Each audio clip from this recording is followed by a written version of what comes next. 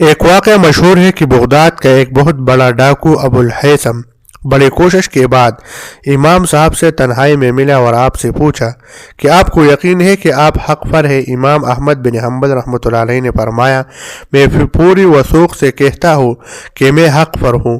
تو ابو الہیثم کہنے لگا، مجھے دیکھے ساری عمر ڈاکہ زنی میں گزر گئی، کئی ڈاکے ڈالیں اور کئی مرتبہ گرفتار ہوا، آج تک کل 1800 کوڑے کھا چکا ہوں، لیکن کبھی اپنے جرم کا اعتراف نہیں کیا، اور آپ تو حق پر ہے، لہٰذا کوڑوں کے ڈر سے آپ کے پائے ثبات میں لغزش نہیں آنی چاہیے۔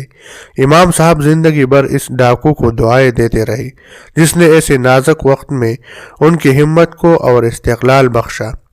امام صاحب سے یہ کہا جاتا کہ مان جاؤ کہ قرآن اللہ کی مخلوق ہے۔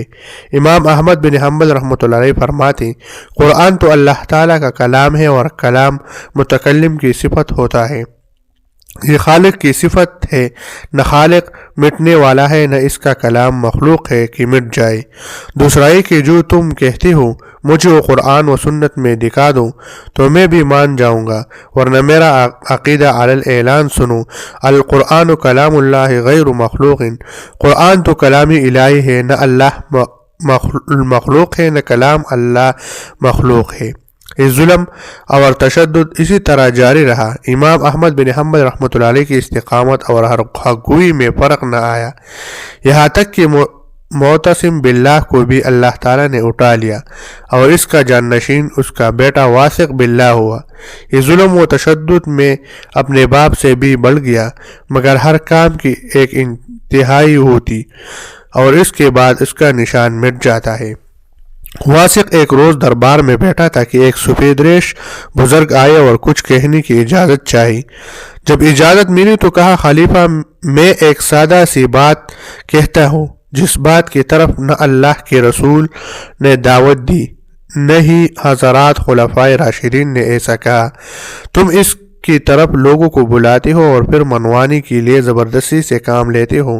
اب دو ہی باتیں ہی ہے، ایک یہ کہ ان جلیل القدر ہستیوں کا اس مسئلہ کا علم تھا لیکن انہوں نے سکوت فرمایا، تو تمہیں بھی سکوت اختیار کرنا چاہیے۔ دوسری بات یہ کہ اگر تم کہو کہ ان کو اس کا علم نہ تھا تو اے گستاخ ابن گستاخ، ذرا یہ بھی تو سوچ، جس بات کا علم نبی صلی اللہ علیہ وسلم اور ان کے خلفاء کو نہ ہوا، اس کا علم تجھے کیسے ہو گیا؟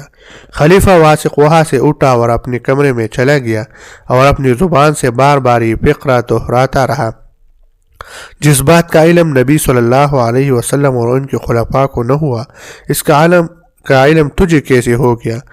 اس واقعہ کے بعد واثق کی رویہ میں نرمی آ گئی۔ امام احمد بن حنبل رحمۃ اللہ علیہ کو باعزت طور پر رہا کر دیا اور خود معتزلہ فرقہ کے عقائد و افکار سے بیزار ہو کر متبع سنت بن گیا اور اس فرقہ کی پشپناہی بھی ختم کر دی، اور یوں یہ فتنہ اپنی موت آپ مر گیا۔ اور امام احمد بن حنبل رحمۃ اللہ علیہ کو اللہ تعالیٰ نے استقامت بھی بخشی اور لوگوں میں محبوبیت بھی اور عند اللہ مقام بلند بھی۔